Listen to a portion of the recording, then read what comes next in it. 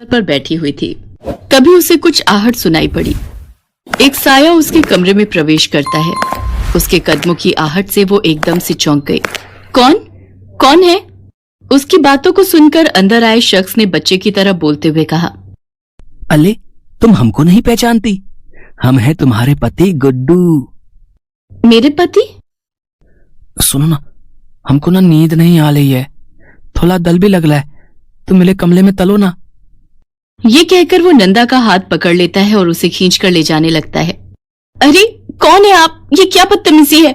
छोड़िए मेरा हाथ, छोड़िए नहीं तो मैं चिल्लाकर अपने पति को बुलाऊंगी।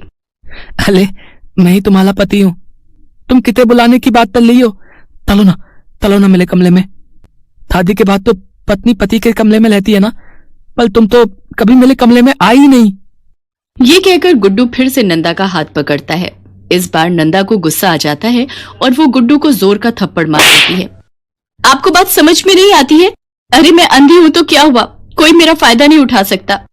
नंदा की थप्पड़ की मार से गुड्डू किसी छोटे बच्चे की तरह जोर जोर से रोने लगता है। मार दिया, मुझे मार दिया, मेरी पत्नी ने मुझे मार दिया। गुड्डू के रोने की आवाज सुनकर घर की नौकरानी पुष्पा दौड़ी हुई नंदा के कमरे में आती है। अरे क्या हुआ गुड्डू बाबा, आप क्यों रो रहे हैं?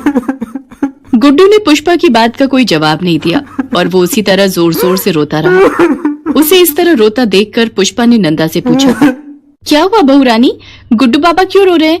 आप दोनों में किसी बात को लेकर झगड़ा हुआ क्या?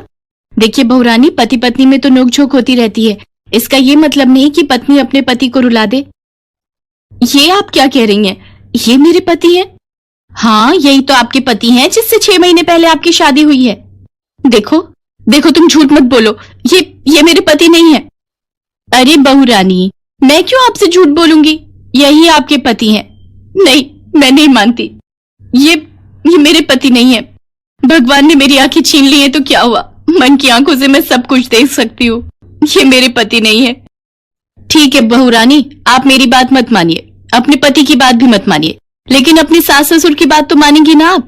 1 सप्ताह बाद जब वो शादी से लौट कर आएंगे तब उनसे ही पूछ लीजिएगा कि सच्चाई क्या है। नंदा के साथ ये क्या हो रहा था? वो किसे अपना पति कह रही थी और ये गुड्डू कौन है जो कह रहा है कि वो उसका पति है? इस बात को जानने के लिए कुछ महीने पहले जाना पड़ेगा। नंदा बहुत ही गरीब घर की अंधी लड़की थी। नंदा के पिता गोपी एक मामूली मजदूर थे और उसकी माँ विमला दूसरों के घर पर झाड़ू पोछे का काम करती थी। एक तो गरीबी की मार, ऊपर से घर में जवान अंधी लड़की। गोपी और विमला इसी चिंता में घुले जा रहे थे। पता नहीं कौन सी किस्मत लिखवा कर आई है नंदा। अरे क्या हो गया भगवान, तेरा मुंह क्यों लटका हुआ है? अब किस्मत फूटी हो तो मुंह तो लटका ही रहेगा ना। तेरी यही बात मुझे समझ नहीं आती। अरे जो कहना है सीधा सीधा कहना। अपने पति की बात पर विमला ने उदासी भरी दृष्टि से गोपी की ओर देखा और कहा, वहां भी बात नहीं बनी जी, उन लोगों ने भी नंदा से शादी के लिए मना कर दिया। ठीक ही तो है, मुझे तो वो बिल्कुल पसंद नहीं था। अरे हमारी नंदा 21 साल की है और वो 50 का था। अजी, मर्दों की उम्र नहीं देखी जाती, और आपको पता है ना हमारे पास कोई चारा भी तो नहीं है। अब अंधी लड़की से कौन शादी करना चाहेगा? तुम्हारी बात तो ठीक है, लेकिन नंदा है तो हमारी बेटी ही, अंधी है तो क्या हुआ, हम उसे कुएं में तो नहीं डाल सकते। गोपी की बात सच थी, लेकिन यह भी एक बड़ा सच था कि अंधी लड़की से कोई ठीक ठाक आदमी तो शादी करने से रहा। एक दिन की बात है, विमला जिस मेम साहब के यहाँ काम करती थी, उसके कोई दूर के रिश्तेदार विमला की मालकिन के घर आए हुए थे। विमला जब उन्हें चाय दे रही थी तो उसने उनकी बात सुनी। अरे हम तो थक गए, गुड्डू के लिए कोई लड़की मिलती ही नहीं है। तुम्हें तो पता है ना, हमें 1 रुपया नहीं चाहिए, बस लड़की चाहिए, चाहे वो लंगड़ी लूली अंधी कुछ भी हो, उससे हमें फर्क नहीं पड़ता, बस लड़की चाहिए। आपका कहना तो सही है भैया, लेकिन मैं भी परेशान हो गई गुड्डू के लिए लड़की ढूंढ ढूंढ कर, मिलती ही नहीं। उन लोगों की बातें सुनकर विमला को अपनी बेटी नंदा के लिए उम्मीद की किरण दिखाई दी, लेकिन चाहकर भी उसकी हिम्मत नहीं हुई कि वो अपनी मालकिन से अपनी बेटी के रिश्ते की बात करे। अरे भला नौकर की बेटी मालकिन से ब्याही जाए, ऐसा समाज तो नहीं है अभी हमारा। उस रात उसने अपने पति से ये बात बताई तो, अरे बिमला, तू भी ना जरा समझा कर, जरूर उसके बेटे में कोई खोट होगा, तभी तो वो लंगड़ी लूली कोई भी ढूंढ रहा है। आप भी ना हर बात पर शक करते हैं। मैं तो इतना जानती हूँ कि बड़े लोगों में, अमीर लोगों में ना तो कोई कमी होती है और ना ही कोई खोट होता है। तो तू क्या चाहती है? मैं कल मालकिन से खुलकर बोल दूंगी कि उनके जो भाई बाहर से आए हैं और अपने बेटी के लिए लड़की तलाश रहे हैं, तो नंदा को एक बार देख लें। विमला ने अपनी मालकिन को नंदा के बारे में बताया और उनके रिश्तेदार के बेटे से नंदा की शादी की बात कही। उसने ये भी बोला कि उसकी बेटी जन्म से ही देख नहीं सकती है। अरे मुझे तो पता ही नहीं था। ये तो वही बात हो गई कि बगल में छोरा और नगर में ढिंढोरा। सुन, मेरे भैया को कोई फर्क नहीं पड़ता कि लड़की देख नहीं सकती, बस उन्हें अपने बेटे के लिए एक सीधी और सुशील बहू चाहिए। तुम शादी की तैयारी करो, और हाँ, सारा खर्च हम ही करेंगे, इसलिए तुम्हें चिंता करने की कोई जरूरत नहीं है। गोपी और विमला को इस बात का जरा भी इल्म नहीं था कि जिस बात को लेकर वे लोग इतना परेशान रहते थे, वो परेशानी एक ही झटके में खत्म हो जाएगी। नंदा की शादी रोशनलाल के बेटे गुड्डू से धूमधाम से हो गई। शादी इतनी आलीशान थी कि विमला और गोपी तो बस आंखें फाड़े हर कुछ निहार रहे थे। सच कहूं विमला, मुझे नहीं पता था कि हमारी नंदा इतनी अच्छी किस्मत लेकर आई है। इतना बड़ा घर मिलेगा उसे, ये कौन जानता था। नंदा शादी करके अपने ससुराल आ गई। 6 महीने हो गए थे उसे अपने ससुराल आए, और 6 महीने बाद उसकी जिंदगी में ऐसा तूफान आएगा उसे पता नहीं था। पुष्पा के लाख कहने के बाद कि गुड्डू उसका पति है, तभी नंदा के कमरे में किसी के आने की आहट हुई। अरे आप आ गए, आप कहाँ चले गए थे? उस शख्स ने नंदा को गले लगाते हुए कहा। अरे कुछ काम था। नंदा भी उसके गले से लिपट गई। जानते हैं, 4 दिन पहले कोई मेरे कमरे में घुस आया था। वो कह रहा था कि वो मेरा पति है। नंदा उस शख्स से बात कर रही थी, तभी पुष्पा नंदा के कमरे में आई और उसने देखा कि नंदा अपने ससुर की बाहों में है।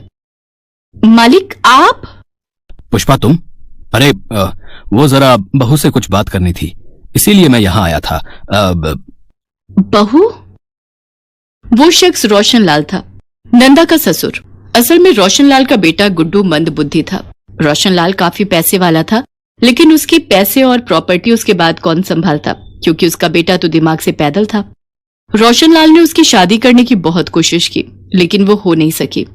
इस बीच नंदा की मां से रोशनलाल की मुलाकात हुई और नंदा की शादी गुड्डू से हो गई।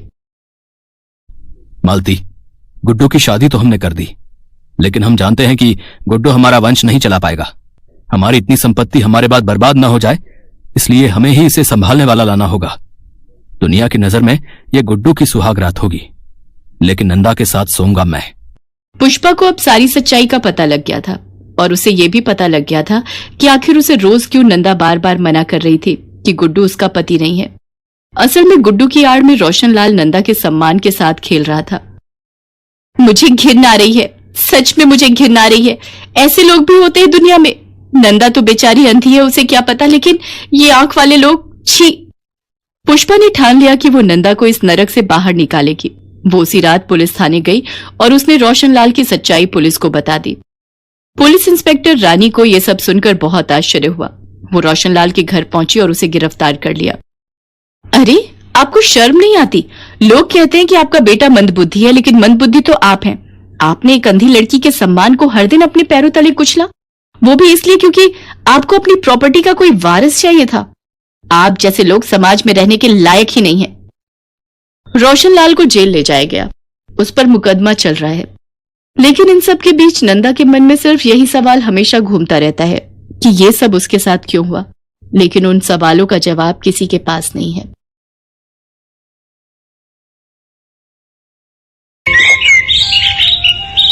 बुलंदशहर में 2 दोस्त रोहन और अमन रहते थे, जिनकी दोस्ती बहुत गहरी थी। वो दोनों हर छोटी बड़ी बातें एक दूसरे को बताते थे। एक दिन रोहन अमन को गले लगाकर बहुत खुशी से बोलता है, भाई आज तेरी भाभी नैना ने मेरा प्रपोजल एक्सेप्ट कर लिया। आज तेरा भाई बहुत खुश है।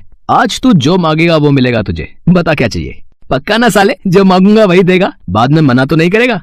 अरे हाँ हाँ, तेरे भाई ने बोला ना, आज तू जो बोलेगा वो मिलेगा। कल फिर नैना के घर जाकर शादी की बात भी तो करनी है, इसीलिए जो भी चाहिए अभी बोल दे। चल फिर अपने अड्डे पर। तुझे तो पता ही है, बिना गला गीला किए हमारी पार्टी कहाँ पूरी होती है। हाँ ये तो सही कहा तूने। चल चलते। रोहन और अमन एक बार क्लब में जाते हैं, जहां वो दोनों बहुत ज्यादा ड्रिंक कर लेते हैं। इतनी ड्रिंक करते हैं कि रोहन से तो चला भी नहीं जाता। दोनों अपनी ड्रिंक को खत्म करके घर के लिए निकलते हैं। जैसे ही वो दोनों चलने के लिए उठते हैं, रोहन गिर जाता है। फिर अमन उसे संभालता है। भाई घर ज्यादा देर हो गई तो आंटी ने घर में घुसने नहीं देना भाई, बता रहा हूँ। चल आज गाड़ी तेरा भाई चलाएगा, ठीक है? साले तुझसे ठीक से चला नहीं जा रहा है? पहले गाड़ी तक तो पहुँच जा बे। नशे में धुत होकर रोहन किसी तरह टेढ़ी मेढ़ी बाइक चलाकर घर के पास पहुंच जाता है, पर तभी वो घर की सीढ़ियों पर जोर से गिर जाता है। भाई तू ठीक तो है? ए भाई, ए भाई, लगी तो नहीं तुझे?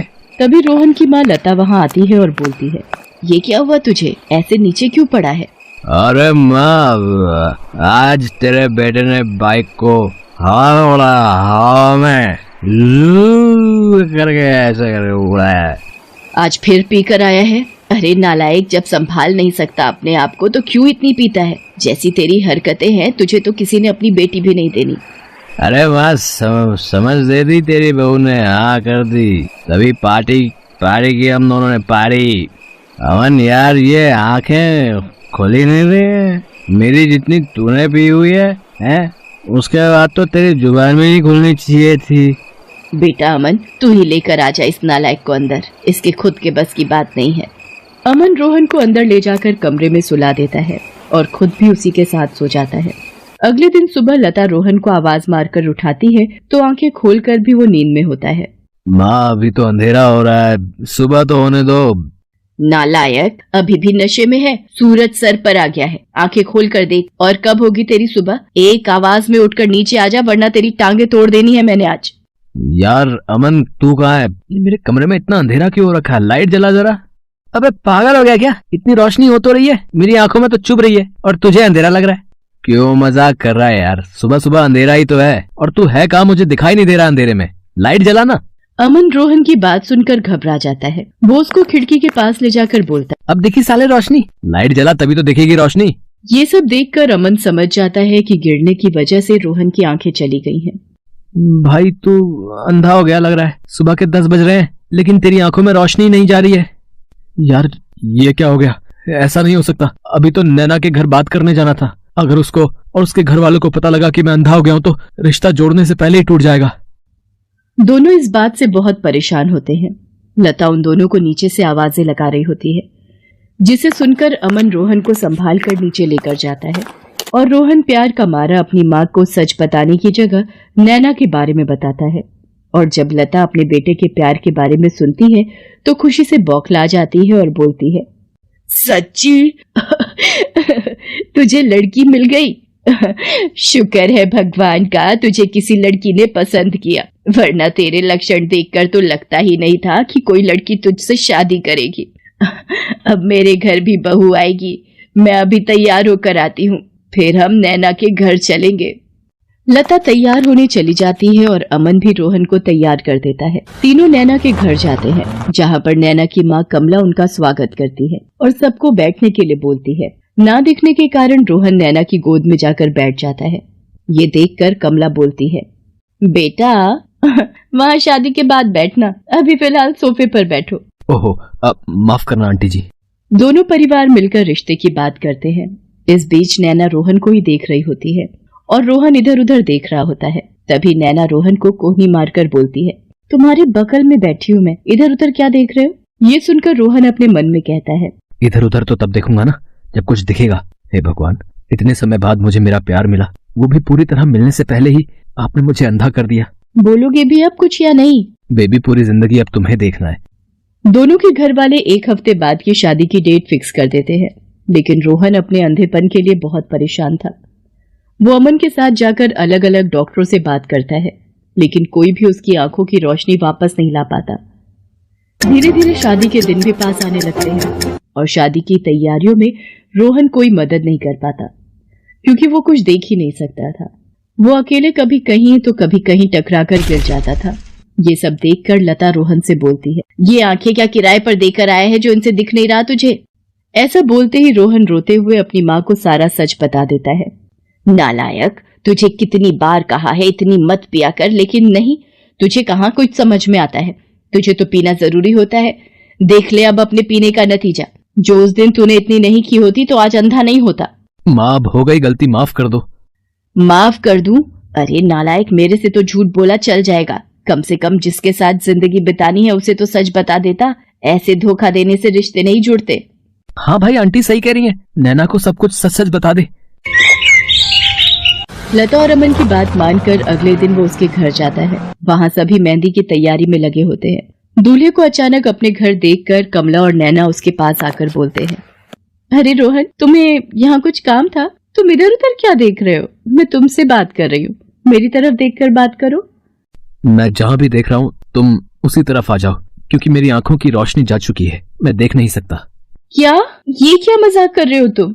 अमन सबको सारा सच बताता है, जिसके बाद रोहन बोलता है, मैं अपने रिश्ते की शुरुआत झूठ की बुनियाद पर नहीं करना चाहता था। मानता हूँ तुमसे प्यार करता हूँ, पर शायद ये सच बताने के बाद तुम्हें हमेशा के लिए खो दूंगा। लेकिन झूठ बोलकर तुम्हें पा भी लेता तो कभी तुमसे नजरें नहीं मिला पाता।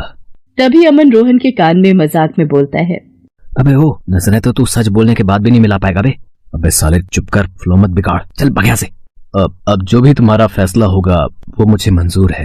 रोहन के इतना बोलने पर अमन और लता वापस जाने के लिए मुड़ जाते हैं और रोहन वहाँ खड़ा खड़ा अमन से बोलता है, अबे साले अब पकड़ कर ले चल, सारे डायलॉग की ऐसी तैसी कर दी। अबे कहाँ गया, अकेला तो नहीं चला गया निकम्मे अमन? रोहन खुद ही धीरे धीरे चलने लगता है। तभी किसी चीज से उसका पैर टकरा जाता है और वो गिरने वाला होता है। तभी नैना उसे संभाल लेती है, पर रोहन उसे अमन समझकर बोलता है, साले कहाँ चला गया था तू? है मुझे छोड़कर कहाँ चला गया था? अभी गिर जाता मैं। मेरे होते हुए तुम कभी नहीं गिरोगे रोहन। जिंदगी के इस मुश्किल मोड़ पर मैं तुमको अकेला नहीं छोड़ूंगी। ओह वाह यार, स्पीच आखिर काम कर गई। लव यू भाई अमन, ये तूने ही लिख कर दी थी। एक बार फिर सोच लो नैना, क्या तुम्हें ये अंधा पति जिंदगी भर के लिए स्वीकार होगा? हाँ, मुझे स्वीकार है। आज से मैं तुम्हारी आंखें बनूंगी। नैना रोहन को अपना लेती है। अगले दिन उनकी शादी बड़ी ही धूमधाम से होती है। शादी के बाद नैना कमरे में रोहन का इंतजार कर रही होती है। वो गिरता पड़ता कमरे में आकर बोलता है, काश अमन साथ होता, पर आज तो सुहाग रात है, मैं आज के दिन तो अकेले जाना पड़ेगा। नैना संभाल कर रोहन को बेड के पास लाती है और रोहन नैना की गर्दन दोनों हाथों से पकड़कर बोलता है, अरे ये तुम्हारी कमर इतनी पतली और ऊपर कैसे हो गई? बेबी, वो मेरी गर्दन है, अपना हाथ मेरे हाथ में दो। नैना रोहन के हाथों को अपनी कमर पर रखकर बोलती है, अरे मेरे अंधे पति, ये है मेरी कमर। वैसे मानना पड़ेगा, आंखें नहीं है, लेकिन रोमांस कूट कूट कर भरा है जनाब में। रोमांच के लिए आंखों की क्या जरूरत है? अच्छा, तो किसकी जरूरत है? रुको अभी बताता हूँ। रोहन नैना को गोद में उठाता है और अंदाजे से बेड पर लिटा देता है।